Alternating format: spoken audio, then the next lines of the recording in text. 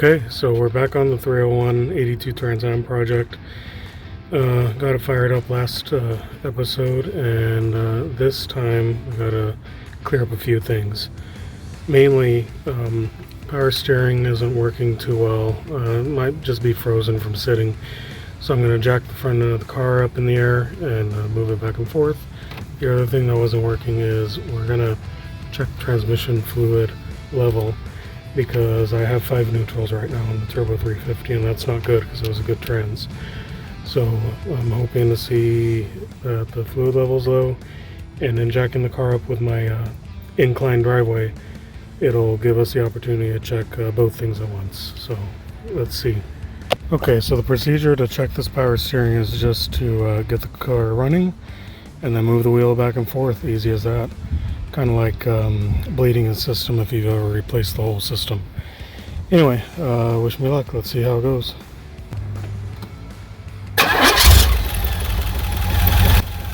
So here you can see what I'm doing inside the car, moving the steering wheel back and forth, check for movement.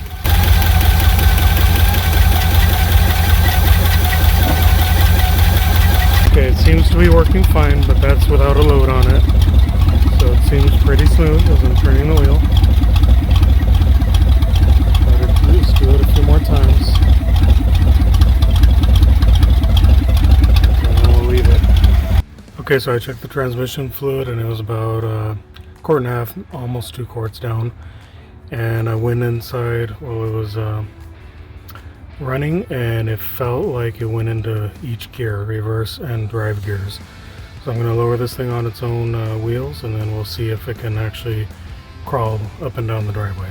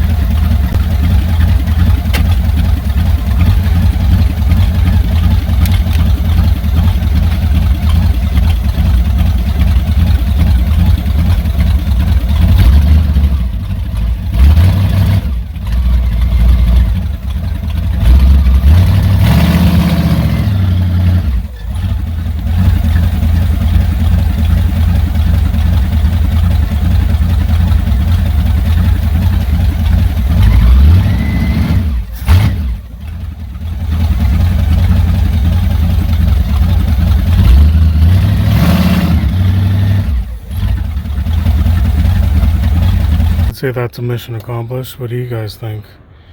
I'm gonna check the fluid level again. I have a suspicion it's a little low because it takes a little bit to get in there, or the valves and all that are just stuck.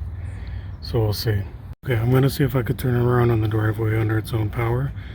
That'll be a remarkable feat after all these years. Wish me luck.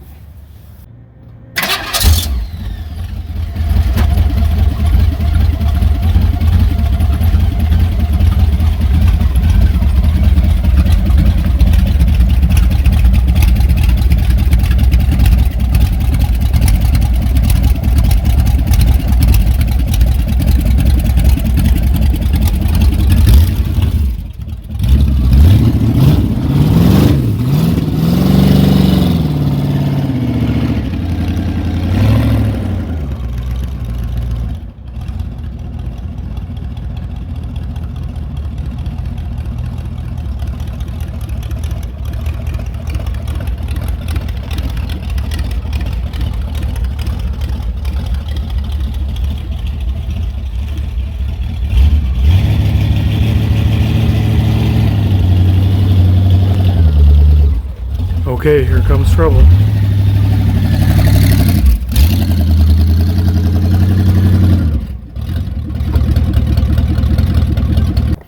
How about that? Not too shabby. Okay, so now that the car's positioned where I want it to work on it a little bit more, I'm going to take a quick inventory of all the parts and crap I have back here. Just to kind of get an account of what I got. I'm going to try to clean because there's still a bunch of cobwebs and webs and probably some spiders living in here. But anyway, we'll see what we have and go from there. Okay, so these are lower control arms for the rear end. Help strengthen, against deflection. You're going to see right here the strut tower brace meant for carbureted or throttle body application, third gen. Just above it is a Wonder Bar meant for increasing the strength where the power steering is on these cars. These are a set of Eibach rear springs. And then this is a brand new in the box Lakewood drive shaft safety loop. These are a set of custom headers meant for Pontiac in a third gen, next to exhaust tips for my 89 Firebird. And a brand new set of brake shoes for the rear. Okay, so now I'm going to share with you what actually has been done performance-wise on this car and engine, which really isn't much. Right there on that adapter plate just above my knuckles, you'll see some epoxy covering the EGR. I'm pointing to the exhaust crossover right there. The exhaust crossover is blocked off to stop heat from crossing over underneath the manifold. A little bit of a performance game, old school trick.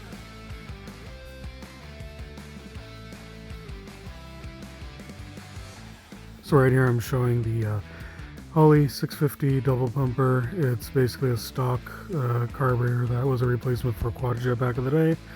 I rebuilt it myself, just, all cheap.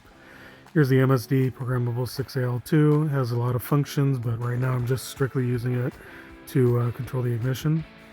Here's a Champion radiator and a cooling fan, so I ditched the factory fan and fan clutch on this for freeing up some horsepower. Right here you can see there's no header. It's just a rear dump exhaust manifold, nothing too crazy.